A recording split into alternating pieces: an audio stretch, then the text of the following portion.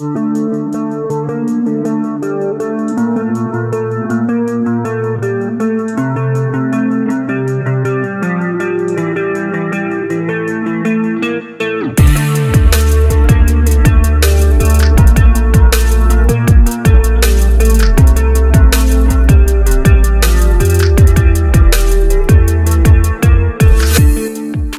वालेकुम नाज़रीन, मैं हूं शाहज़ेब खान और आप देख रहे हैं मेरा फेसबुक और यूट्यूब चैनल।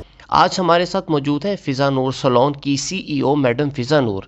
हम इनसे बात करेंगे। अस्सलाम वालेकुम मैडम। जी वालेकुम अस्सलाम। कैसी हैं आप? अल्लाह का शुक्र। आप तो बिलोंग करती हैं मीडिया से, आपने काफ़ी देर मीडिया में काम किया, लेकिन बाद में फिर ऐसा क्या ख्याल आया कि आपको ये चीज़ बेहतर लगी कि मुझे यहाँ पे वर्किंग करनी चाहिए as a beautician? As a media person I realize कि ये टफ़ काम है। आप अपनी मीडिया वॉज द टफ। आप सुबह 9 बजे जाते हैं, आपकी वापसी की कोई कमिटमेंट नहीं है। और व्हेन यू आर सिंगल तो आपके लिए चीज़ें थोड़ी नॉर्मल होती हैं। स्टार्ट मैंने जियो से लिया था, देन मैंने उसके बाद प्रिंट मीडिया में मैंने ज्वाइन किया, थोड़ा टाइम मैंने वहाँ पे काम किया और फिर मैंने लाहौर का एक लोकल चैनल है वहाँ पे मैंने 8 to 9 ईयर्स जो है सर्व किया। देन अभी एक मैं गवर्नमेंट सेक्टर के साथ होती हूँ, नेम मेंशन करना आई थिंक एक ज़रूरी नहीं है। अभी मैं गवर्नमेंट सेक्टर के साथ हूँ, वहाँ पे मैं उनका सोशल मीडिया देख रही हूँ और देन मैं साथ में अपना बिज़नेस रन कर रही हूँ। और अल्हम्दुलिल्लाह मीडिया में ये है कि टफेस्ट जॉब है और मुझे ये लगता है कि जब तक आप एक नौकरी का, एक काम का हक अदा नहीं कर सकते ना, तो आप उसको छोड़ दें। ठीक है। आपने मैडम ये बिजनेस कितने से शुरू किया था? जो लोग चाहते हैं कि हम लोग इस काम में आएँ, जो अच्छा, नौजवान लड़कियां चाहती हैं, आप मेरे पीछे टैक्स की टीमें डलवाएंगे, आप नैब को मेरे पीछे लगाएंगे। मैंने जब ये स्टार्ट किया था, मेरे साथ एक गुड लक ये थी कि मुझे अपनी बिल्डिंग के इंटीरियर पे कुछ खास नहीं था इन्वेस्ट करना पड़ा। बिल्डिंग मेरी बहुत अच्छी थी, अंदर लाइटिंग और प्रॉपर मेरे पास रूफ वर्क हुआ था। बाकी जितना आपको मेंटेनेंस पे पैसे लगाने पड़ते हैं वो नहीं था। मैंने एक छोटा सा सेटअप स्टार्ट किया और उस छोटे से सेटअप्स में भी मैंने, मेरे ख्याल में मैंने 50 लाख रुपया मैंने लगाया था। और मेरे ख्याल में आप जब किसी को क्वालिटी वर्क देते हैं ना, तो फिर आपको नो डाउट मार्केटिंग के हवाले से उतने हार्डशिप्स का सामना नहीं करना पड़ता। जब लोगों को पता होता है ना, ये माउथ ऑफ द वर्ड्स है ना, आपका काम अच्छा हुआ है, आप आगे 10 लोगों को बताएंगे, वो 10 आगे से मज़ीद लोगों को बताएंगे, तो फिर एक चेन बनती जाती है। अगर आप ये कहो, मैंने इस तबके में, इस प्रोफेशन में अफसोस की बात जो मैंने पर्सनली ऑब्ज़र्व की, मैं किसी की दिल आज़ारी नहीं करना चाहूँगी, लेकिन यहाँ पर जो सबसे बैकवर्ड चीज़ थी डेट वाज कि इस फील्ड में हैं पढ़े लिखे लोग, लेकिन नॉर्मली हमारे घरों में ये बच्ची पढ़ाई में अच्छी नहीं चल रही, चलो इसको ना सैलून का सिखा देते हैं, कल को किसी की मोहताजी नहीं काटेगी, हाथ में कोई हुनर तो होगा। उसने वो तजर्बा सीखा, इससे उसने आगे उसने थीरीज़ नहीं पढ़ी, उसने टेक्निकल चीज़ें नहीं देखी। हर चीज़ की आपकी स्किन टाइप डिफरेंट है, मेरी डिफरेंट है, उसकी डिफरेंट है, उसके हेयर का टेक्सचर डिफरेंट है, आपका डिफरेंट। हर इंसान के लिए कोई फिक्स फार्मूला नहीं है कि आप सबको 100 लोगों को बैठाएंगे और 100 पे आप एक ही चीज़ इम्प्लीमेंट करेंगे। तो वो चीज़ें थोड़ी मुझे डिस्टर्बिंग ज़रूर लगती हैं कि इस सेक्टर में काउंसलिंग की बहुत ज़रूरत है, पढ़े लिखे लोगों का आना बहुत ज़रूरी है। जो एक लीड क्लास है, नो डाउट वहाँ तो पढ़े लिखे लोग हैं, लेकिन जो गली मोहल्लों के सैलून हैं या जो थोड़े लो लेवल पे हैं, वो बस यही है कि जी बाजी से सीखा था, एक पॉलर वाली बाजी से सीखा था।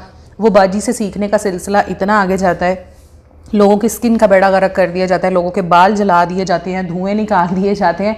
तो इस सेक्टर में ना आई थिंक के पढ़े लिखे लोगों को आना चाहिए। तो कोई ऐसा बुरा सान्या कभी पेश आया इस सेक्टर में? नहीं, अल्हम्दुलिल्लाह। आप देखें, जब आप दिन में 10 से 20 लोगों को डील कर रहे होते हैं, तो मैं ये कभी नहीं कहूँगी कि मुझे कभी कंप्लेन नहीं आई। कंप्लेंट्स आती हैं, लेकिन शुक्र अल्हम्दुलिल्लाह कि ऐसा कभी नहीं आया।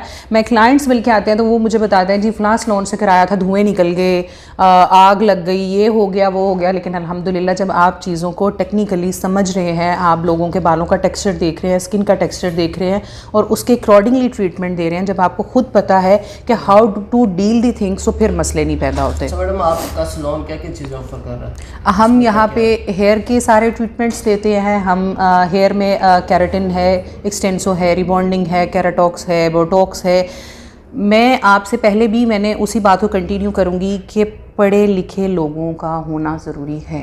हमारे यहाँ पे लोग आते हैं, यू इमेजिन कि मुझे अफसोस होता है लोगों को, आप एक अमाउंट पे कर रहे हैं ना, आप 20,000 लगा रहे हैं, 20,000 रुपया कमाना एक बात है। बहुत से लोगों का 20,000 रुपया पूरे महीने की तनख्वाह होती है, ठीक है। आप 20,000 का मेरे से एक ट्रीटमेंट ले रहे हैं, आपको उसका पता तो होना चाहिए। यहाँ ला इल्मी का एग्जैक्टली यहाँ पे ला इल्मी का ये हाल है कि ख़वातीन आती हैं, उनको पता ही नहीं है कि मैं अगर एक्सटेंसो ले रही हूँ तो वो मेरे लिए अच्छी होगी या मेरे लिए बुरी होगी। अगर मैं रिबॉन्डिंग ले रही हूँ उससे मेरे बाल बचे। मैं ख़वातीन को मुंह पे ये कहते हुए सुना है, जी बस मुझे बाल सीधे चाहिए, चाहे बाद में उतर जाएँ, लेकिन मुझे अभी सीधे चाहिए। भाई आप अच्छी लग रही हैं कि आपके बाल अच्छे हैं, अगर ये उतर के क्या फ़ायदा, आप पैसे भी लगा रही हैं और अपनी चीज़ भी ख़राब करवा रही हैं। तो आप किसी भी चीज़ के लिए जाते हैं, अब सोशल मीडिया का ट्रेंड है, हर चीज़ मोबाइल की सूरत में आपके पास मौजूद है। जस्ट उसको थोड़ा सा सर्च करें, उन चीज़ों को ऑब्ज़र्व करें कि आप स्किन के लिए हाइड्रा लेने जा रही हैं तो उसके गुड इफ़ेक्ट्स क्या होंगे, बैड इफ़ेक्ट्स क्या होंगे। आप केराटिन ले रही हैं तो इसके इफ़ेक्ट्स क्या हैं, एक्सटेंसो है तो उसके इफ़ेक्ट्स क्या है। तो आपको कम से कम उस चीज़ पर थोड़ी सी सर्च कर लें। मैडम कोई आप कहती हैं कि बंदे को जितनी चीज़ें ऊपर लगाने के लिए कुछ खानी चाहिए, तो खाने में आप क्या क्या प्रेफर करते हैं कि अपनी सेहत स्पेशली स्किन का ख्याल रखने के लिए कौन सी चीज़ें ज़्यादा? गुड फैट्स मैंने पहले भी कंसिडर किया है। गुड फैट्स बहुत ज़रूरी हैं और गुड फैट्स में मैं हैरान होती हूँ जब मैं बच्चों को ये कहते हुए, मेरी डीलिंग बिकॉज़ फ़ीमेल के साथ सारा दिन होती है, मैं लड़कियों को ये कहते मैं दूध नहीं पी सकती, दही, मैं तो सवाल ही पैदा नहीं होता कि मैं दही खा लूँ। देसी घी, उसकी स्मेल से तो खुदा ना खास्ता मैं फोत ही हो जाऊँगी। लेकिन मैं आपको एक बात बताऊँ, जितने लोग मुझे जानते हैं, मेरे घर में दही के बगैर दिन का आगाज़ नहीं होता। मेरे बच्चे हैं, मेरे हस्बैंड हैं, मैं हूँ, हमने दही खानी है। दही से आपकी गट हेल्थ इम्प्रूव होगी। दही आपको जितनी एंटीबायोटिक है, आपके स्टमक में जितने भी जर्म्स होंगे उसने आपको प्रिवेल करना है, उसने आपको अच्छी हेल्थ देनी है। फिर हम बात करते हैं हेल्दी फैट्स की। हेल्दी फैट्स से मतलब ये नहीं है कि आप डबल टैकर बर्गर में डबल चीज़ लगा के खा लें या पिज़्ज़े में आप डबल लेयर चीज़ लगा के खा लें, तो वह है, these are not the healthy fats. Healthy fats आपको मिलेंगे देसी घी से। अब देसी घी का मतलब ये नहीं है कि रिकमेंड कर दिया गया तो आपने एक दिन में आप 1 चम्मच देसी घी ले सकते हैं। आप मेरे किचन में सवाल नहीं पैदा होता कि देसी घी के अलावा कोई घी घुसे भी। तो लोगों को क्या लगता है कि मोटे हो जाएंगे, क्या हो जाएगा। आप जब चीज़ों को एक तवाज़न में रहते हुए, बैलेंस वे में रहते हुए यूज़ करते हैं तो कुछ भी नहीं होता। लोगों को लगता है कि इट्स अ लाइफस्टाइल, कि दूध पीना इज़ अ पेंडू थिंग और मक्खन खाना इज़ अ पेंडू थिंग, देसी घी खाना इज़ अ पेंडू thing. These are not the पेंडू thing, these are the healthy options.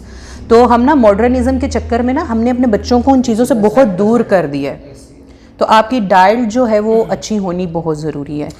आखिर पे अपने नाज़रीन के लिए एक पैगाम। मैं यही कहूँगी कि जैसे मैंने पहले भी मेंशन किया था, बहुत टाइम पहले मैंने एक जगह पे एक it's a kind of joke कि एक खतून ने किसी शादी पे जाना था, तो उसको लगा कि मेरी स्किन जो कलर है वो अच्छा नहीं है, तो मुझे इसको क्विकली ठीक करना है, फेयर करना है। तो उसने कोई फार्मूला क्रीम्स यूज़ कर ली।